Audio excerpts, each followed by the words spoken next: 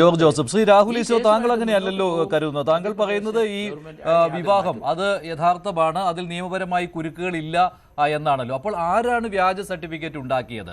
ഇപ്പോൾ മധ്യപ്രദേശ് സർക്കാർ കൊടുത്ത ജനന സർട്ടിഫിക്കറ്റുമായാണ് മധ്യപ്രദേശ് പോലീസ് വന്നത്. NCST, national commission of scheduled tribes, അവരുടെ കൈവശവുമുണ്ട്. അവർ ആ റിപ്പോർട്ടിൽ അത് എടുത്തു പറഞ്ഞിട്ടും ഉണ്ട്. പിന്നീട് ഇവിടെ അതിനു മുമ്പ് ഇവിടെ ഹാജരാക്കിയ സർട്ടിഫിക്കറ്റ്, ജനന സർട്ടിഫിക്കറ്റ്, വിവാഹത്തിനായി ഹാജരാക്കിയ ജനന സർട്ടിഫിക്കറ്റ്, അത് മധ്യപ്രദേശ് സർക്കാർ റദ്ദാക്കിയിട്ടുമുണ്ട്. അപ്പോൾ എന്താണ് ഇവിടെ സംഭവിച്ചിരിക്കുന്നത്? മധ്യപ്രദേശ് പോലീസ് ഇവിടെ വന്നിട്ടാണെങ്കിൽ വെറും കൈയോടെ മടങ്ങുകയും ചെയ്തു. 100 കള്ളങ്ങൾ പറഞ്ഞാലും ഒരു സത്യത്തെ അതുകൊണ്ട് അതിജീവിക്കാൻ കഴിയില്ല. എത്ര കള്ളം പറഞ്ഞാലും കള്ളം പറയുന്നവർ വിജയിക്കാനും പോകുന്നില്ല. അതാണ് സത്യമേവ ജയതേ എന്ന് നമ്മുടെ കോടതികൾ എഴുതി വെച്ചിരിക്കുന്നത്. ഒന്നാമത്തെ കാര്യം, മുഹമ്മദ് ഫർമാൻ ഖാനെതിരെ പോക്സോ കേസ് ഇല്ല. മധ്യപ്രദേശ് പോലീസ് ഇട്ടിരിക്കുന്നത് അബ്ഡക്ഷൻ കേസാണ്. ആ FIR കോപ്പി എന്റെ ഇരിപ്പുണ്ട്, ഞാൻ അയച്ചു തരാം. ഇനിയും 2,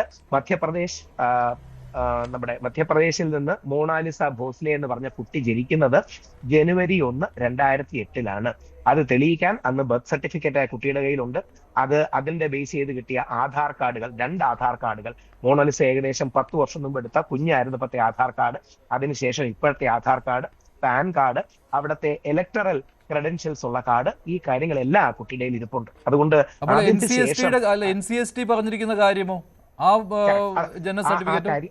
ആ കാര്യം പൂർണ്ണമായും തെറ്റാണ് പറയാൻ കാരണം 2009 ഡിസംബർ 30 ഈ പെൺകുട്ടിയുടെ സഹോദരൻ ജനിച്ച് ആ ബർത്ത് സർട്ടിഫിക്കറ്റ് ഈ കുട്ടിയുടേതാണെന്ന് തെറ്റിദ്ധരിപ്പിച്ച് പ്രഥം ദൂബെ എന്ന് പറയുന്ന ഒരു വ്യക്തി കൊടുത്ത വ്യാജ പരാതിയിലാണ് ഈ രീതിയിലുള്ള കാര്യങ്ങൾ ഉണ്ടായത്.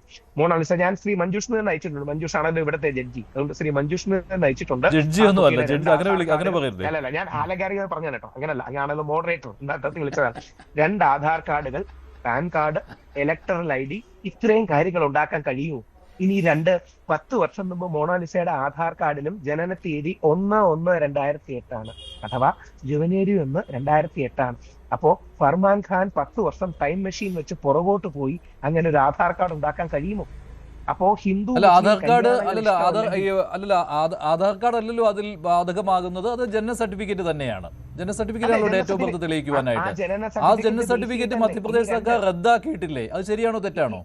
അല്ല, മധ്യപ്രദേശ് സർക്കാർ റദ്ദാക്കിയിട്ടുണ്ട്. ഇനി ഒരു കാര്യം കൂടി, ജനന സർട്ടിഫിക്കറ്റ് റദ്ദാക്കിയാലും ഈ കമ്മ്യൂണിസ്റ്റുകാരോടുള്ള ദേഷ്യം വെച്ച് ഗോവിന്ദ മാഷിനെയും മേയറേയും MP കുറ്റം പറയുന്നതിൽ എന്താ അർത്ഥം? ഇനി റദ്ദാക്കിയെന്ന് ഇരിക്കട്ടെ, റദ്ദാക്കിയാലും ആ പെൺകുട്ടി കല്യാണം കഴിക്കുന്ന സമയത്ത് അത് വാലിഡ് ആയിരുന്നല്ലോ.